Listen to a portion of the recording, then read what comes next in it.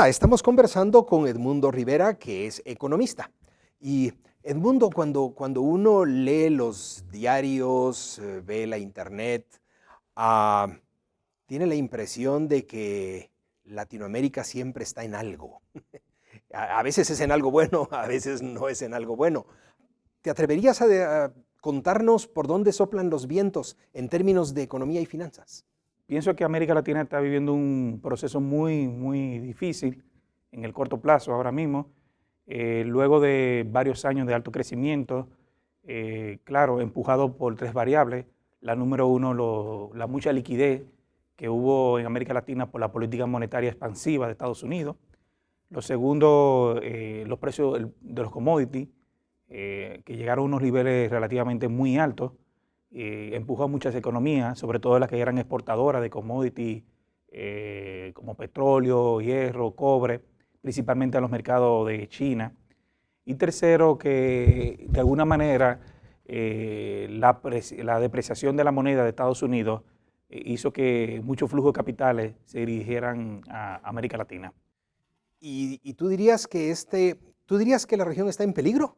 Claro, pienso que ahora mismo con los procesos de ajuste que se está dando en América Latina, consecuencia por varias razones. La primera, número uno, la expectativa del incremento de la tasa de interés de Estados Unidos. Eso ha provocado de que de alguna manera los flujos capitales estén retornando hacia Estados Unidos como una salida de los mercados emergentes, sobre todo América Latina, hacia Estados Unidos. Esa es la primera variable. La segunda es esa apreciación de la moneda y la disminución de la liquidez y la menor demanda de China ha provocado una caída de los precios de los commodities. Y aunque viene desde el 2012-2013 ajustándose lentamente, pero a partir del 2014 comenzó el ajuste mucho más fuerte y en el 2015 fue la caída, sobre todo en los precios del petróleo. Esto estamos hablando afectando negativamente a los países exportadores de petróleo. Y el tercer punto es que muchos países, por los altos precios de los commodities, el boom de las exportaciones, el ingreso de divisas o de liquidez, provocó que los países de América Latina, sobre todo en Sudamérica, no se enfocaran con los problemas estructurales de la economía y vivieran de una falsa bonanza.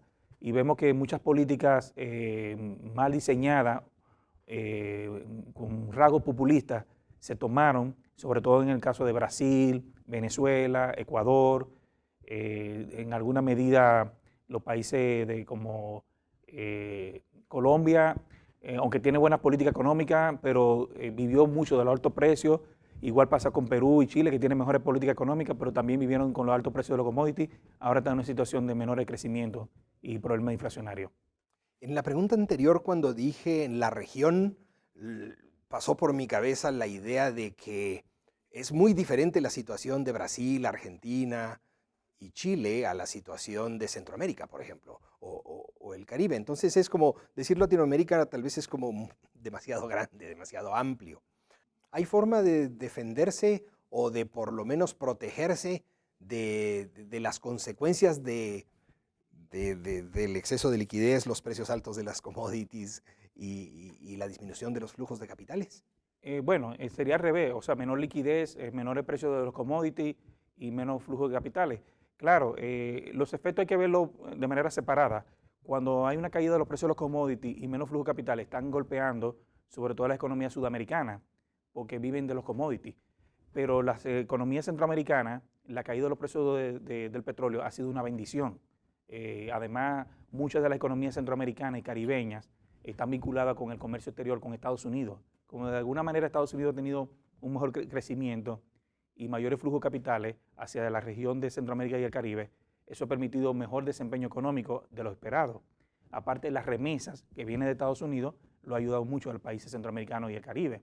Sin embargo, hay una variable latente que es el incremento de la tasa de interés en el mediano plazo. Tiene un impacto negativo en la región. Con respecto, volviendo con Sudamérica, yo hablé primero de los países sudamericanos porque de alguna manera Brasil representa el 40% del PIB de la región. Y ya estamos hablando prácticamente de la mitad. Pero esos países, aparte de los shocks negativos externos, tienen malas políticas o políticas económicas que fueron relativamente distorsionadoras. En el caso de Brasil, Argentina, como dije anteriormente. Si alguien te pregunta, ¿América Latina va en buen camino o en mal camino? ¿Es posible dar una respuesta? Es difícil, pero sí, lo que sí estamos entendiendo, y la mayoría de los analistas que ya cada vez están, vamos a decir, están más de acuerdo con el pronóstico de que vienen años relativamente difíciles, por lo menos en los próximos 2 o 3 años, para la región, sobre todo en la parte de Sudamérica. Y lo segundo, que la tasa de crecimiento no va a estar en los niveles que estaban hace 5 o 6 años atrás. Alta tasa de crecimiento en las exportaciones, alta tasa de crecimiento en el Producto Interno Bruto. Pensamos que van a ser crecimientos mucho más moderados y en algunos casos, por ejemplo, en el caso de Brasil, estaríamos hablando de que estaría retornando su PIB potencial o a su capacidad de producción en los próximos 5, 6, 7 años. Y hay un punto importantísimo. Esto es un proceso de ajuste, pero si no toma las reformas necesarias desde el punto de vista estructurales, estaríamos hablando de que probablemente América Latina tenga una nueva normalidad basada en un crecimiento muy moderado o mediocre. Y por lo tanto, esta bonanza pasando a una fase de menor precio de commodity, menor liquidez y con una tasa de interés internacional mucho más alta, con una moneda más depreciada, obliga a los países a hacer reformas mucho más estructurales, modificando sobre todo, por ejemplo, el mercado laboral, más de regulación o mejorando el ambiente de negocio, que eso no lo tomaron en cuenta hace 5 años atrás. Con América Latina en estas circunstancias, Europa teniendo problemas de populismo, con el islamismo, Estados Unidos con opciones electorales que no ofrecen mayor esperanza, voy a decir que China en problemas. ¿Hay algún lugar del mundo donde, donde haya esperanza? Muy buena la pregunta. Realmente alguien se preguntaba que si venía una nueva crisis. Yo soy de lo que pienso que estos son elementos todavía de la crisis de 2007-2008. Lo que pasa es que se está convirtiendo en otras fases o manifestaciones que están afectando a la economía global. En este caso está afectando a los mercados emergentes. Y hay que entenderlo así. Cuando hablamos de una economía como Europa, que se está aplicando políticas de tasa de interés negativa en algunos países, o el Banco Central Europeo, hay algún problema. Cuando hablamos de que una economía china, que tiene alta tasa de crecimiento, ahora tiene menores tasas de crecimiento, y muy enfocado a un nuevo modelo de crecimiento basado en el consumo interno y no de exportaciones, delata algunos problemas internos también de China. Y en el caso de Estados Unidos, estamos hablando de que si bien ha crecido positivamente en los últimos años, sigue siendo una economía con muchas debilidades desde el punto de vista de la estructura, o sea, de una tasa de crecimiento sostenible. Entonces, parece que los mercados ahora mismo no están muy claros hacia dónde tienen que dirigir sus inversiones. Lo que sí está claro es que la discriminación de los mercados va a estar en función de la rentabilidad de cada uno de los países. ¿Y a qué me explico? No es lo mismo hacer el análisis en Brasil, que tiene problemas, que economías centroamericanas que están mejorando. Hay que hacer la diferencia en ese punto de vista. Al final, algunas personas dicen que quizás tenemos que invertir en oro. Esa iba a ser mi siguiente pregunta. Si un estudiante, emprendedor, ahorrador, previsor, se acercara y te preguntara, Edmundo, tengo unos ahorros, ¿tienes algún consejo? Bueno, el consejo yo diría es que sean prudentes, que tomen en cuenta lo que es la rentabilidad, no esperen altas tasas de retorno. Hay oportunidades, obviamente, sobre todo las modificaciones de los precios relativos en América Latina y en Centroamérica, sobre todo, por la devaluación de la moneda o la depreciación de la moneda de la región, puede haber oportunidades a nivel sectorial.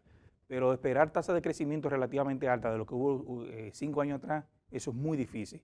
Y lo segundo, con el fantasma de tasa de interés negativa, tanto en Europa, en Japón, y ya se está hablando desde el punto de vista académico en Estados Unidos, uno tiene que pensar de que tiene que buscar algunos activos, más de alto retorno, es activo de que le proteja o de seguridad, de que estamos hablando en este caso.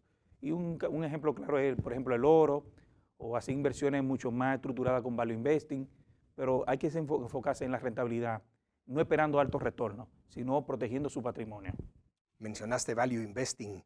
¿Qué es value investing para quienes nos están viendo? Buenísima la pregunta. En pocas palabras, le voy a poner un concepto muy llano para que me entienda todo el público.